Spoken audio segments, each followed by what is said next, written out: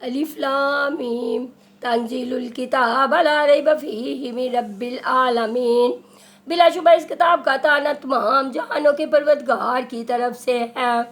ام یقولون افتراہ بل هو الحق من ربک لتنذر قوما ما اتاہم من نذیر من قبلک لعلہم یہتدون، کیا یہ کہتے ہیں کہ اس نے اسے گاڑ لیا ہے؟ نہیں نہیں، بلکہ یہ تیرے رب تعالیٰ کی طرف سے حق ہے، تاکہ آپ انہیں ڈرائیں جن کے پاس آپ سے پہلے کوئی ڈرانے والا نہیں آیا، تاکہ وہ راہ راست پر آ جائے۔ اللہ الذی خلق السماوات والارض وما بینہما فی ستۃ ایام ثم استوی علی العرش ما لکم من دونہ من ولی ولا شفیع افلا تتذکرون۔ اللہ تعالیٰ وہ ہے جس نے آسمان و زمین کو اور جو کچھ ان کے درمیان ہے سب کو 6 دن میں پیدا کر دیا، پھر عرش پر قائم ہوا۔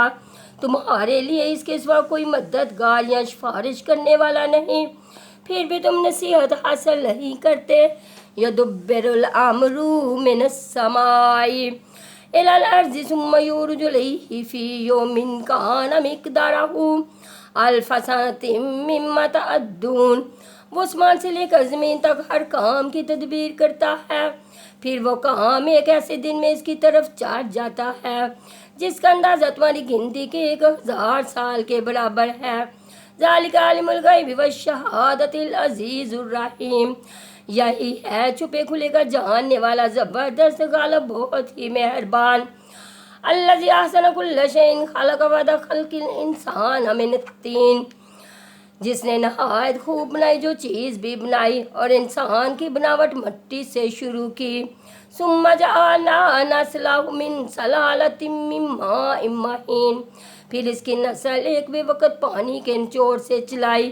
ثم سواه ونفخ فیہ من روحہ وجعل لکم السمع والابصار والافئدۃ قلیلا ما تشکرون، جسے ٹھیک ٹھاک کر کے اس میں اپنی روح پھونکی، اسی نے تمہارے کان، آنکھیں اور دل بنائے، اس پر بھی تم بہت ہی تھوڑا احسان مانتے ہو۔ وقالوا اذا ضللنا فی الارض انا لفی خلق جدید بل ہم بلقاء ربہم کافرون، اور انہوں نے کہا کیا جب ہم زمین میں رل مل جائیں گے کیا پھر نئی پیدائش میں آ جائیں گے، بلکہ بات یہ ہے کہ وہ لوگ اپنے پروردگار کی ملاقات کے منکر ہیں۔